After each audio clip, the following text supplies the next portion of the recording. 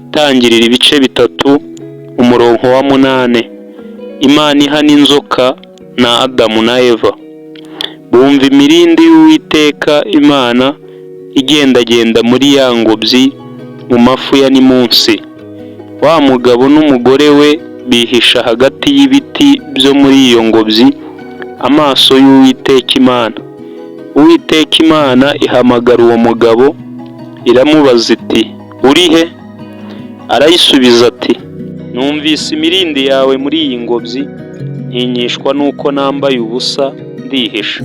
Iramubaza iti, ninde wakubwiye ko wambaye ubusa? Wariye kuri cya giti nakubujije kuryaho? Uwo mugabo arayisubiza ati, umugore wampaye ngo tubane niwe wampaye ku mbuto z'icyo giti ndazirya. Uwiteka Imana ibaza uwo mugore iti, icyo wakoze icyo ni iki? Uwo mugore arayisubiza ati, inzoka yanshukashutse ndazirya. Uwiteka Imana ibwira iyo nzoka iti, kuko ukoze ibyo uri ikivume kirengeje izindi nyamaswa zose. Uzajya ugenda ukurura inda, uzajya urya umukungugu iminsi yose y'ubugingo bwawe. Nzashyira urwango hagati yawe n'uyu mugore no hagati y'urubyaro rwawe n'urwe. Uzagukomeretsa umutwe, nawe uzarukomeretsa agatsinsino. Kandi Uwiteka Imana ibwira uwo mugore iti, kugwiza nzakugwiza cyane umubabaro wawe ufite inda. Uzajya ubyara abana ubabara. Kwifuza kwawe kuzaherera ku mugabo wawe, nawe azagutwara. Na Adamu iramubwira iti, ubwo wumviye umugore wawe ukarya ku giti nakubujije ko utazakiryaho, uzaniye ubutaka kuvumwa. Iminsi yose yo kubaho kwawe uzajya urya ibibuvamo ugombye kubiruhira. Buzajya bukumereramo imikeri n'imitovu, nawe uzajya urya imboga zo mu murima. Urinde ugeze ubwo uzasubira mu butaka, kuko ari mwo wakuwe. Uwo mugabo yita umugore we Eva, kuko ari we nyina w'abafite ubugingo bose. Uwiteka Imana iremera Adamu n'umugore we imyambaro y'impu irayibambika.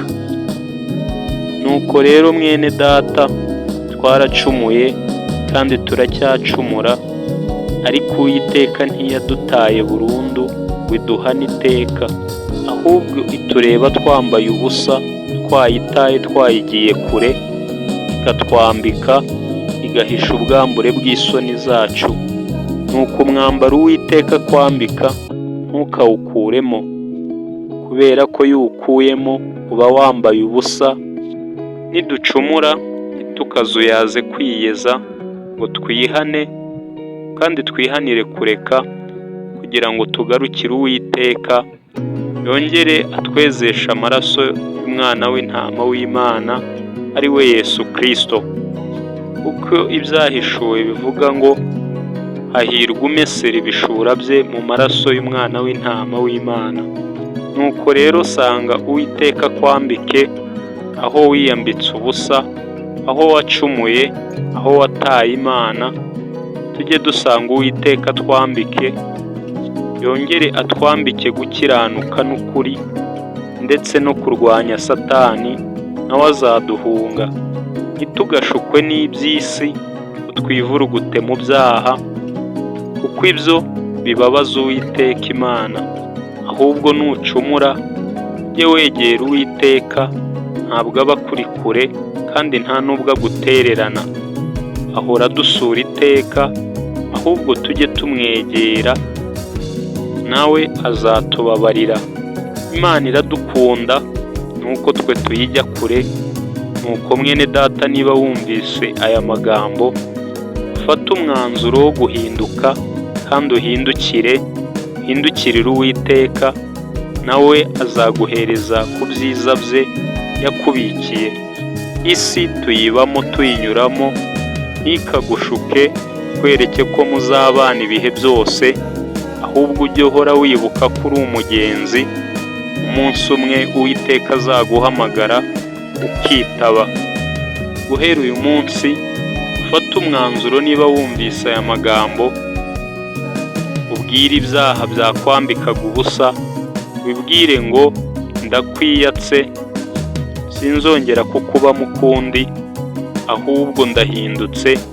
Uwiteka nawe yiteguye kukwambika kugira ngo ahishe isoni z'ubwambure bwawe, kandi azakwambika umwambaro w'ubwiza n'icyubahiro. Ibya kera byawe bibi ntibizongera kwibuka ukundi.